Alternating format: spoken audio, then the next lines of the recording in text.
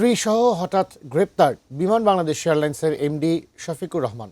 বর্তমানে তারা কারাগারে রয়েছেন। রোববার গভীর রাতে রাজধানীর উত্তরার বাসা থেকে তাদেরকে গ্রেপ্তার করে পুলিশ। পরে সোমবার বিকেলে তাদেরকে কারাগারে পাঠানোর নির্দেশ দেন আদালত। কিন্তু কী কারণে হঠাৎ তাদের এই পরিণতি, জানাচ্ছেন এসআই রাজ। লাল সবুজের পতাকাবাহী রাষ্ট্রীয় সংস্থা বিমান বাংলাদেশ এয়ারলাইন্স যাত্রী সেবা নিয়ে দীর্ঘদিনের সমালোচনার পাশাপাশি দুর্নীতি, অনিয়ম সহ নানা অপকর্মের সঙ্গে সংস্থাটির কর্মকর্তা কর্মচারীদের সম্পৃক্ততার তথ্য নতুন কিছু নয়। তবে এবার আইনের বেড়া জালে ফেঁসে গেলেন সংস্থাটির ব্যবস্থাপনা পরিচালক ও প্রধান নির্বাহী কর্মকর্তা শফিকুর রহমান। শুধু তিনি নন, সঙ্গে ফেঁসে গেছেন তার স্ত্রীও।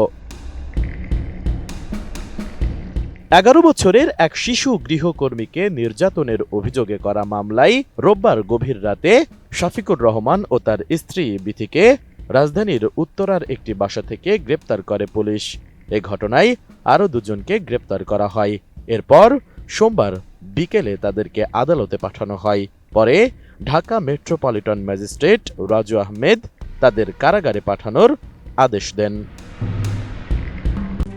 RICL TMX, যুগের পর যুগ স্থাপনা থাকে মজবুত। কারাগারে যাওয়া অপর দুই আসামি হলেন শফিকুর রহমানের বাসার দুই গৃহকর্মী রূপালী খাতুন ও মোসাম্মদ সুফিয়া বেগম। আসামি রূপালী খাতুনের 2 বছর ও 6 মাসের দুটি শিশু সন্তান রয়েছে।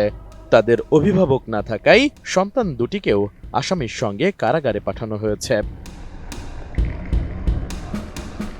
এ ঘটনায় উত্তরা পশ্চিম থানার ওসি কাজী রফিক আহমেদ বলেন, বিমানের এমডির বাসায় 11 বছর বয়সী এক মেয়ে গৃহকর্মী হিসেবে কাজ করত। শিশুটিকে নির্যাতনের অভিযোগ এনে তার বাবা মামলা করেছেন। সেই মামলায় 4 জনকে গ্রেপ্তার করা হয়।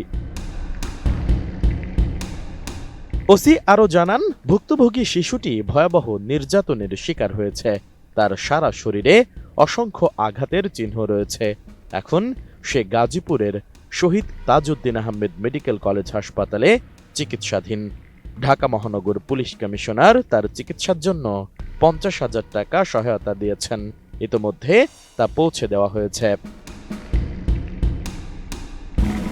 এদিকে রাষ্ট্রায়ত্ত বিমান সংস্থার শীর্ষ পর্যায়ের কর্মকর্তার হঠাৎ গ্রেপ্তার ও কারাগারে যাওয়ার ঘটনায় প্রশাসনিক ও সংশ্লিষ্ট মহলে ব্যাপক চাঞ্চল্যের সৃষ্টি হয়েছে।